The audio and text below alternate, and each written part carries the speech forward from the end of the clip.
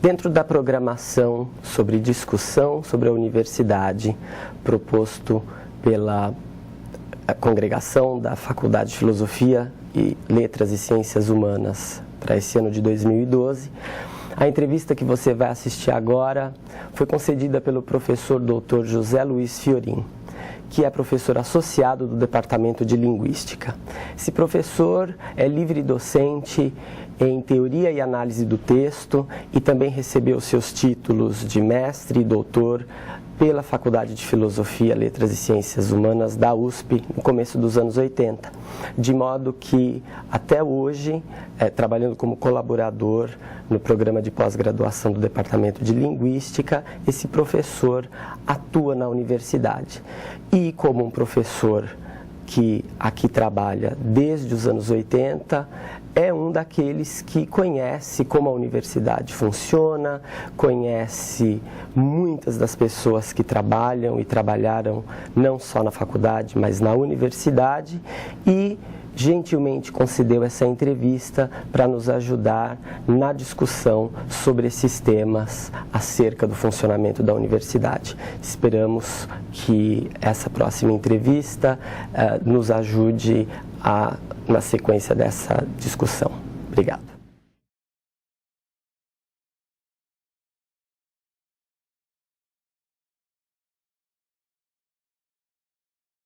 Bom, acho que a concepção de universidade está realmente mudando e num sentido com o qual eu não concordo.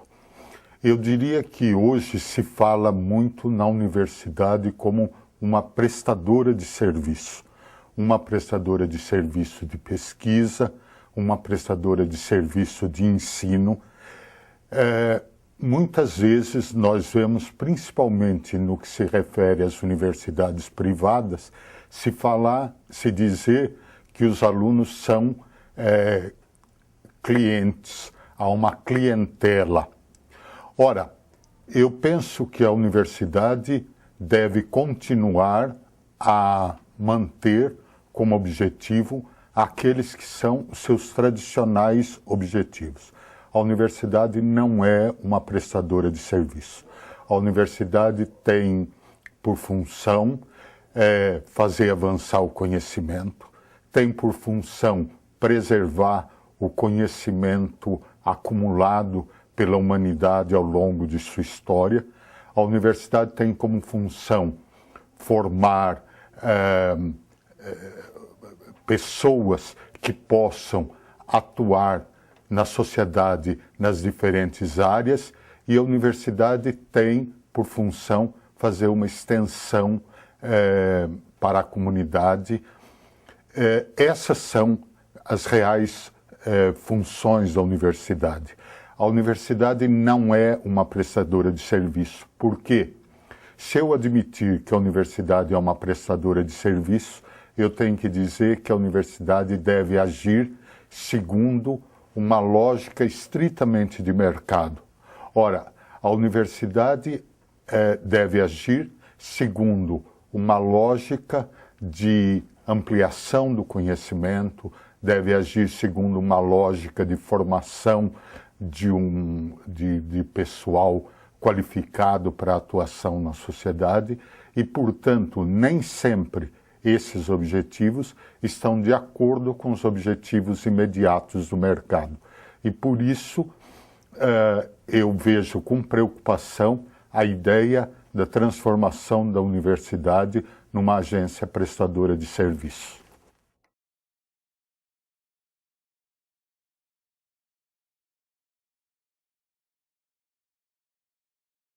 Eu ainda acho que a Faculdade de Filosofia, Letras e Ciências Humanas da Universidade de São Paulo escapa a essa lógica.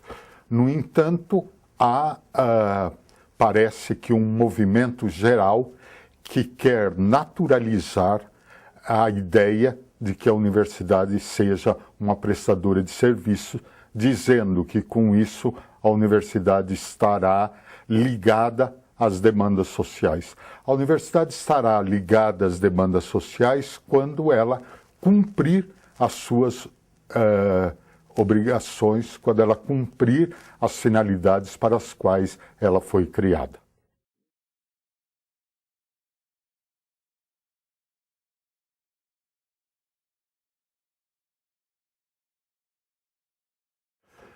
Bom, eu diria que esse é um movimento global e por isso é difícil se contrapor a ele.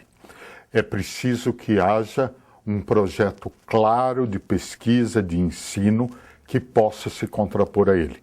Não basta que nós enunciemos princípios a respeito do que deve ser a universidade. É preciso que nós tenhamos projetos para atingir esses objetivos. E eu diria que é um movimento global porque parece que a Europa, que tinha um modelo um pouco diferente, está se colocando dentro desse modelo. Eu não diria que ele ainda é um projeto global da Universidade de São Paulo, mas é um projeto de muitos setores da Universidade de São Paulo que tem forte influência na determinação das políticas da universidade.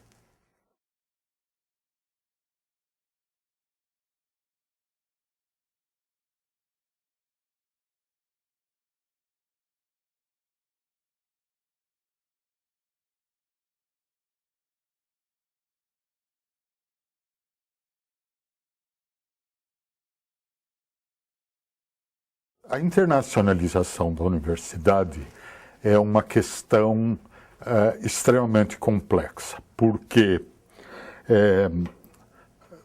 vamos pensar o seguinte: em primeiro lugar, eu me manifesto favorável à ideia de internalização da universidade. No entanto, é preciso verificar o que significa realmente internacionalizar a universidade.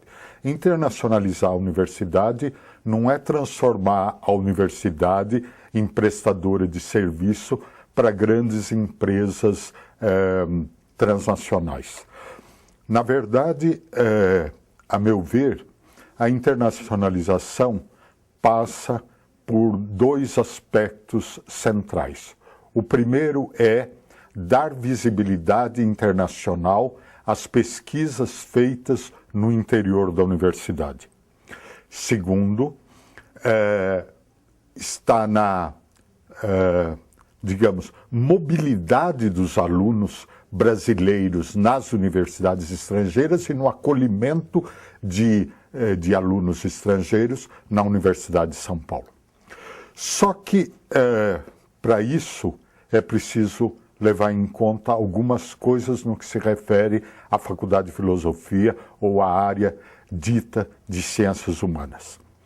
Em primeiro lugar, não é verdade que em país nenhum do mundo a produção científica em ciências humanas seja internacionalizada no mesmo nível que a produção em ciências exatas ou em ciências biológicas. Isso por várias razões. Primeiro, eu diria pelo fato de que as ciências humanas não lidam com o universal em sentido forte, no sentido de que elas se ocupam daquilo que é histórico, daquilo que é contingente e, portanto, isso não suscita exatamente o mesmo interesse que suscitam as descobertas naqueles ramos do conhecimento que lidam com o que eu chamei de universal em sentido forte. Por isso, nem mesmo a produção de países como os Estados Unidos ou a França nas ciências humanas é internacionalizada no mesmo nível em que é internacionalizada a produção em ciências exatas e biológicas. Evidentemente, o que se escreve em inglês e francês tem muito mais visibilidade por causa da língua em que esses conteúdos são veiculados. Como essas línguas são utilizadas para a veiculação da ciência no mundo inteiro, se pode ter acesso ao que é produzido nessas línguas de forma mais fácil do que, por exemplo, aquilo que é produzido em português. Em segundo lugar, é preciso levar em conta também aquilo que significa os hábitos de publicação de cada área. Veja, enquanto nas ciências exatas e biológicas os papers são o que de mais importante existe em termos de divulgação das novas descobertas, nas ciências humanas, aquilo que de mais significativo se fez é veiculado por meio de livros. E nós poderíamos pensar, por exemplo, na linguística. Quando Chomsky divulga aquilo que é realmente importante para a criação de um novo objeto teórico criado pela gramática gerativa, ele divulga em livros os aspectos da teoria da sintaxe, etc. Ou quando Saussure divulga o novo programa que funda a linguística moderna, isso é divulgado em livros. Mas também no Brasil, nós poderíamos dizer que a formação da literatura brasileira do professor Antônio Cândido representa uma inflexão nos estudos literários e foi publicado em livro. Então, levando em conta esses dois aspectos, é preciso verificar que a internacionalização da pesquisa em ciências humanas é diferente da internacionalização da pesquisa em ciências exatas e biológicas. Agora, mesmo considerando isso, é possível aumentar a divulgação da pesquisa em ciências humanas no exterior. Agora, isso não pode ser deixado, como foi feito até hoje, a responsabilidade de cada professor. É preciso que haja políticas, é preciso que haja uma facilidade para que os professores possam submeter os seus trabalhos para a divulgação no exterior. Por exemplo, é preciso que haja um serviço desde ajudar no trabalho de submissão a revistas, etc., no exterior, até serviço que facilitem a tradução dos textos para línguas estrangeiras. É preciso, então, que haja... É isso que eu dizia, que entre um enunciado com o qual nós podemos estar de acordo, é preciso internacionalizar a universidade, e a realização disso, é preciso que se estabeleçam políticas para a realização desse objetivo. Bom, o segundo aspecto da internacionalização é preciso que haja políticas de envio dos nossos alunos, o que já se começou a fazer para as universidades estrangeiras, e ao mesmo tempo é preciso que haja políticas para a acolhida de estudantes das universidades estrangeiras. Recentemente, me surpreendeu muito que um aluno belga tenha chegado ao programa de pós-graduação de Linguística da Faculdade de Filosofia e tenha tido toda sorte de dificuldades burocráticas para fazer a sua matrícula. Ora, uma universidade que pretende internacionalizar-se não pode não ter uma rotina de acolhimento dos estudantes estrangeiros de forma que eles demore 4, 5 meses para fazer uma matrícula, para receber uma carteirinha, para frequentar a biblioteca, para emprestar livros, etc. Ou seja, é curioso que os que tanto falam de internacionalização da Universidade de São Paulo e que até hoje manejam as estruturas burocráticas da universidade não tenham sido capazes sequer de estabelecer uma rotina burocrática para o acolhimento de estudantes estrangeiros.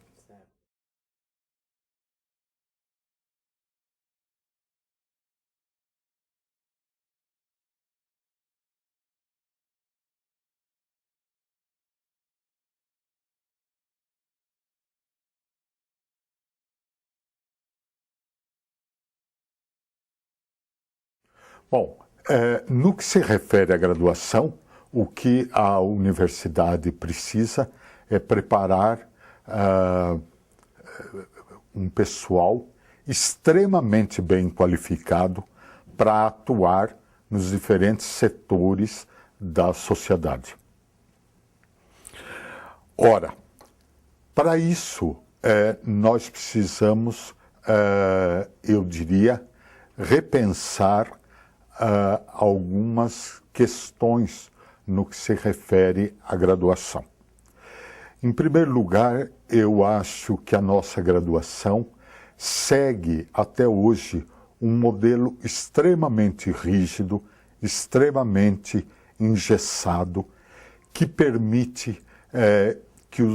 não permite que os alunos possam ter uma formação segundo um projeto intelectual que eles têm. Por exemplo, digamos o seguinte: um estudante de ciências sociais pretende especializar-se em antropologia e pretende especializar-se em antropologia indígena. Para esse estudante seria extremamente interessante fazer cursos de linguística, principalmente de linguística indígena, de linguística descritiva, para trabalhar com as línguas indígenas. Ora, esse estudante hoje não pode ter uma formação reconhecida como formação na área de linguística, porque ou ele deve fazer o curso de letras inteiro, ou ele deve fazer algumas disciplinas de linguística como disciplinas optativas que não têm nenhum peso no seu diploma, quando, na realidade, o que nós poderíamos pensar era em ter uma formação do tipo maior e minor, em que nós tivéssemos, por exemplo, um aluno que fizesse ciências sociais como maior, mas que pudesse incorporar uma formação em linguística como minor, recebendo um diploma dessa formação em linguística também. Ora, isso daria para pensar, por exemplo, um estudante de letras clássicas que quisesse fazer filosofia antiga, etc. Tal. Ora, isso demanda uma modificação considerável na graduação, mas eu acho que é uma modificação que precisa ser feita, uma flexibilização das formações, abandonando o nosso modelo tão cartorial de diplomas concedidos segundo uma formação extremamente rígida. Nós podíamos ter outros diplomas que tivesse, digamos, um outro significado, e por isso que eu uso os termos latinos maior e minor para a formação do estudante de graduação. A nossa inserção na sociedade se dará na medida em que nós respondermos às demandas reais da sociedade, não de prestação de serviço, mas de pesquisa e de ensino. Por exemplo, hoje, nos últimos dias, os jornais têm falado sobre as doenças negligenciadas. Doenças negligenciadas são aquelas para as quais não se investe um montante adequado na descoberta de novos tratamentos, de novos medicamentos, etc.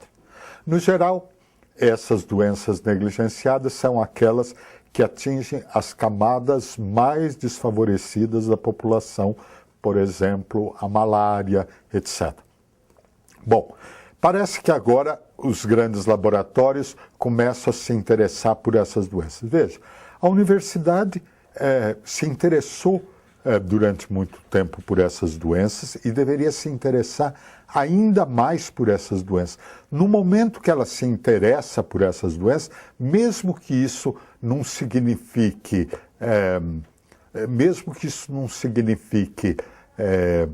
digamos, descobrir um remédio que possa render muito, significa atender uma demanda real da sociedade.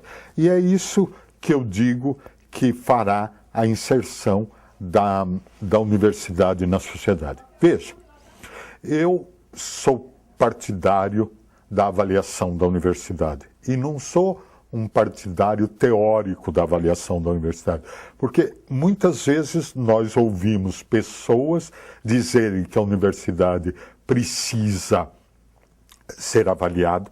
No entanto, as pessoas se colocam contra os atuais mecanismos de avaliação, mas não propõem um mecanismo de avaliação substitutivo. Ora, não propor um mecanismo de avaliação substitutivo é o mesmo que se contrapor à avaliação da universidade. É isso que eu dizia logo no começo, que não basta enunciar princípios gerais, é preciso que nós estabeleçamos métodos, é preciso que nós estabeleçamos políticas, é preciso que nós estabeleçamos meios para atingir esses objetivos.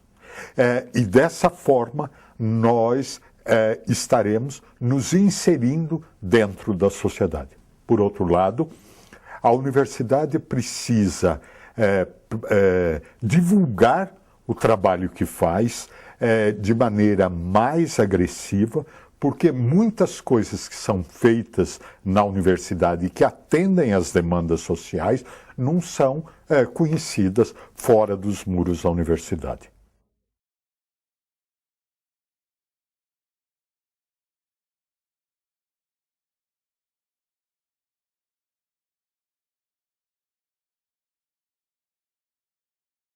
Eu diria que é um modelo multidisciplinar.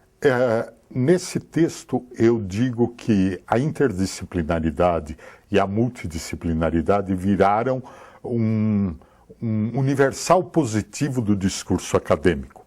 Parece que a multidisciplinaridade e a interdisciplinaridade são os únicos caminhos válidos da universidade hoje, enquanto a disciplinaridade é alguma coisa muito antiga. Então, eu gostaria de dizer que, na verdade, a multidisciplinaridade e a interdisciplinaridade não são uma exigência a priori, mas uma exigência colocada pelo próprio objeto de pesquisa. Eu não começo uma pesquisa imaginando como que eu vou fazê-la se transformar numa disciplina multidisciplinar ou interdisciplinar. Mas eu começo, mas o próprio objeto da pesquisa exige que eu olhe ou de diferentes pontos de vista disciplinares que se congregam para analisar o objeto de uma forma mais ampla, o que é a multidisciplinaridade, ou eu empresto de outras ciências princípios, métodos e técnicas, ou então junto dois ramos do conhecimento num outro ramo do conhecimento, criando aquilo que se chama a interdisciplinaridade. Por exemplo, quando a psicanálise lacaniana se estabelece, Lacan toma da linguística métodos, técnicas, princípios, etc., para transformar a psicanálise numa disciplina analítica, numa disciplina que sai do âmbito das disciplinas biológicas, onde estavam esses estudos psicanalíticos na França e principalmente nos Estados Unidos com o behaviorismo. Ou então, quando a linguística começa a se interessar pelos problemas relacionados à difusão das línguas no espaço, ela toma da geografia determinados elementos, criando uma nova disciplina que é a geolinguística. Isso é a interdisciplinaridade. Portanto, a interdisciplinaridade é uma exigência que se coloca a partir do objeto de pesquisa. Agora, eu diria que é preciso abrir um pouco mais para a multidisciplinaridade. A interdisciplinaridade e a multidisciplinaridade não pressupõem um ecletismo que banalize as disciplinas, mas supõe uma forte formação disciplinar.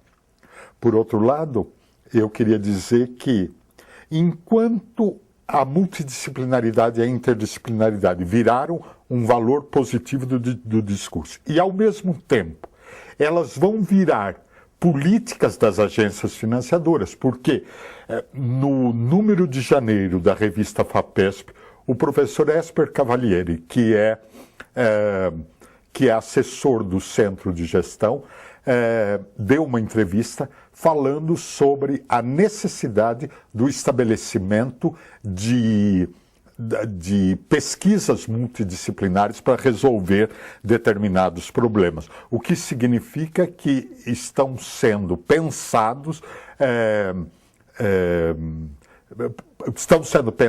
políticas para indução da pesquisa multidisciplinar, ao mesmo tempo que acontece isso, num movimento apenas paradoxalmente contraditório, eu diria que está havendo um acirramento da disciplinaridade nas universidades.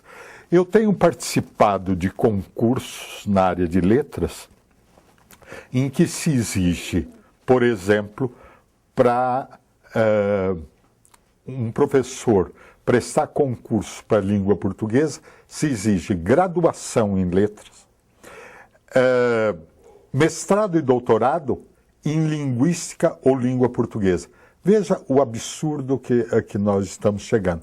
Quando a legislação brasileira diz que você não precisa ter feito uma determinada graduação numa área para fazer mestrado, doutorado naquela área, os concursos, os editais de concurso estão exigindo a graduação numa determinada área, ao invés de deixar a critério da banca examinadora a análise do currículo e a análise do conhecimento que um candidato tem a respeito da outra área. Por outro lado, nem mais se exige mestrado e doutorado na área de letras.